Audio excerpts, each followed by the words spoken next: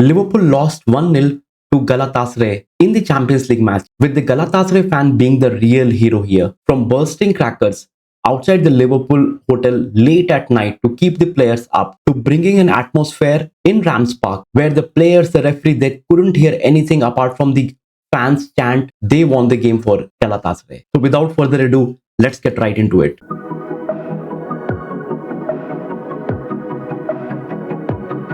Now, Galatasaray fans are the loudest fans in the Europe, and they created an atmosphere that was extremely difficult for Liverpool to handle. And even though both the teams were not at their best, it was the fans who were rallying Galatasaray players to the victory. The only goal came from Victor Osimhen from the spot. Now, he finished it in cool style by hitting it straight. The penalty decision in general can be questioned, but we have already seen those given in the Champions League. Now, one thing that we understood from the game was Galatasaray were never going to dominate this game. So what they planned was to make sure that they defend well and hit Liverpool on the counter. And that is what happened. We saw a couple of times where just one long ball or a through ball and Osimhen was already through. And this is what helped them get the penalty as well. Now, Liverpool did have more of the possession and maybe created better chances, but they were toothless. With Isak and Salah starting on the bench, it was Ekiteke's time to provide Liverpool with goals. And even though he was impressive throughout the game, he could not break the deadlock for Liverpool. Florian Wirtz, he tried to create an impact,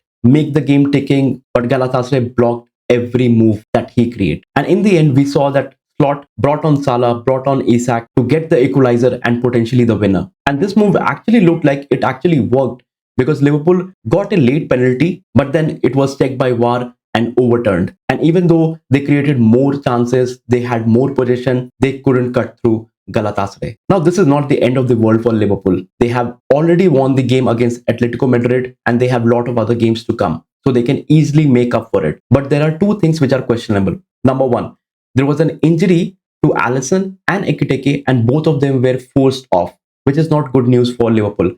They really want these players to be there as Alisson is one of the best keepers and at times decides the game for Liverpool with those saves. The other part is the team doesn't seem to be clicking. It's just that they have got the best German player, one of the best Premier League strikers, two fullbacks. A lot of things have changed and it might just take its time for the team to gel up and start clicking. But for now, it doesn't look like happening.